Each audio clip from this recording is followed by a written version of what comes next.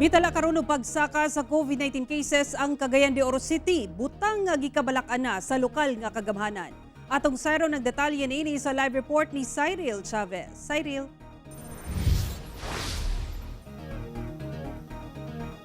Yasara gikabalak-an karon sa Cagayan de Oro City LGU nga posible nga mosulod na dinhi sa syudad ang Omicron variant. Samtang pre-registration alang sa 5 anyos hantod 11 anyos nga buot magpabakuna gisugdan na sa City Health Office. Bisan usa ka Cagayanon ang natala nga ikaduhang kaso sa Omicron variant sa COVID-19, wala kini nakauli sa syudad, sumala sa DOH Region 10. Luyo niini, nagtuo ang Cagayan de Oro City LGU nga anaa sa syudad ang mas makatakod nga Omicron variant sa COVID-19. Kinihuman nga paspas ang pagsaka sa mga kaso sa COVID-19 kung asa may balik na sab ngadto sa sobra gatos ang mga active cases. Busa, dili gayud kuno angay magkumpiyansa.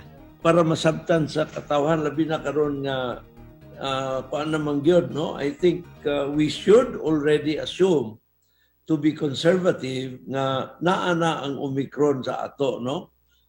It's just a matter of time nga ang test mo abot na dito sa ang swab materials ma-check na sa Philippine Genome dito sa UP, no? Pero kana it will take mga 1 month or so. Samtang gisugdan na sa City Health Office ang online registration alang sa mga batang nag-edad og 5 hangtod 11 anyos nga buot magpabakuna. Apan, pagpaklaro sa buhatan nga pre-registration pa lamang kini ug wala pa nagsugod ang mismong pagbakuna, sanglit naghulat pa sa gabayan gikan sa DOH ug wala pa sab kaabot ang bakuna alang sa maong age group. Sa atin naman mga persons with comorbidities, Juni, ito yung mga A3. May mga sakit sa diabetes, mataas ang cholesterol level, may high blood, may sakit sa baga, nagda-dialysis and other major illnesses. Please avail our teleconsulta services. Huwag po tayo maghintay na medyo hirap na tayo huminga or mababa ng ating O2 saturation saka tayo pupunta sa mga hospitals. Kauban si Jaybert Pairat sa kamera.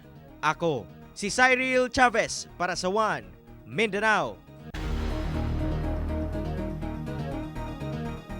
Sara, lakang karon sa LGU nga ipadayon ang vaccination program sa syudad aron mas daghan pang Cagayanon ang maproteksyonan batok COVID-19. Samtang ginaandam na sabdila ang mga isolation facilities karon ug galing adunay surge nga mahitabo sa syudad. Sara. Okay, daghang salamat, Cyril Chavez.